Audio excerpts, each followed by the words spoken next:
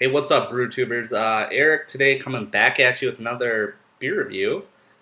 Today we're looking at another Founders Seasonal. This is the Devil Dancer Triple IPA, clocking in at 12% alcohol by volume and 112 IBUs. So there's that fine line between double IPA, triple IPA. I think it's just kind of what's labeled on the bottle.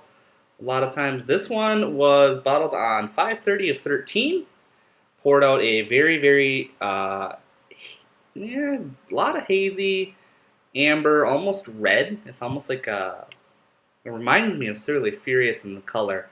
But overall, really nice looking beer. Sometimes I just don't like the red colored IPAs, whether they're double, triple, single. I prefer that golden, hazy yellow, orangish character.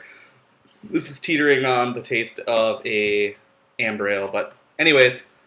This is one of those beers that when I talk about lupulin threshold shift, I'm talking about beers that have bitterness that you crave and want more of.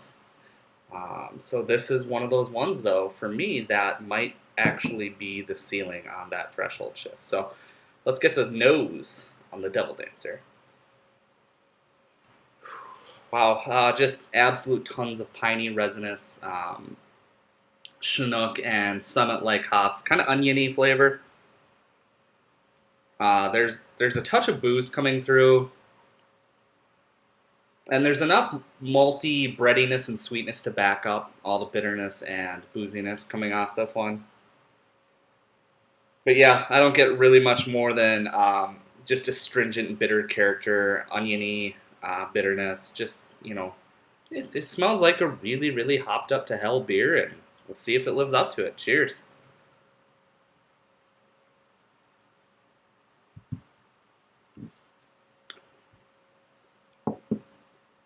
It always chaps my ass when I buy this stuff because it's either sold in 4 packs, 2 bottle limits, or even 1 bottle limit, and they jack up the price. Luckily, the local bottle shop was selling it for $4.99 a bottle, and that's for a 12% beer of this caliber, I have no problem paying that. But man, this is probably my threshold.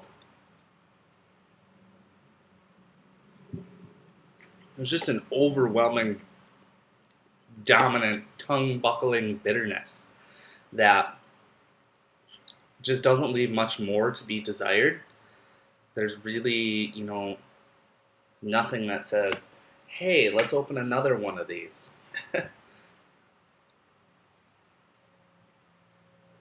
Massive waves of pine and astringent, oniony, like chewing on hop character.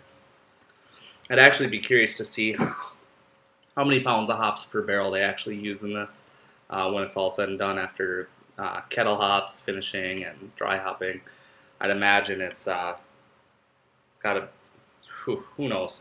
Anyways, available now, Founders Devil Dancer Triple IPA. If you don't get it, you should be able to find somebody to send you a 4-pack, trade for it. It shouldn't take too much to get it. I think for a score on this one, I give it a solid 90 out of 100. I think they do a really good job of crossing the line between double IPA, Imperial IPA, into the triple IPA category. This thing is just big, boozy. It's kind of like double Crooked Tree IPA from Dark Horse. It's just this. It literally, when I say tongue buckling, like my tongue is just crying from all the bitterness. And to me, as a home brewer, I go over 112 IBUs. So I'm not really sure if it's just the hops that are being used here that I'm just truly not a fan of when they are used in this amount. But hey guys, 90 out of 100 is not a bad score. I don't think I give anything from Founders under a 90. So kind of says how great of a brewery they really are. So we'll see you in another beer review, guys. That I'm sure of. Please always remember to respect beer, and we'll see you soon. Cheers.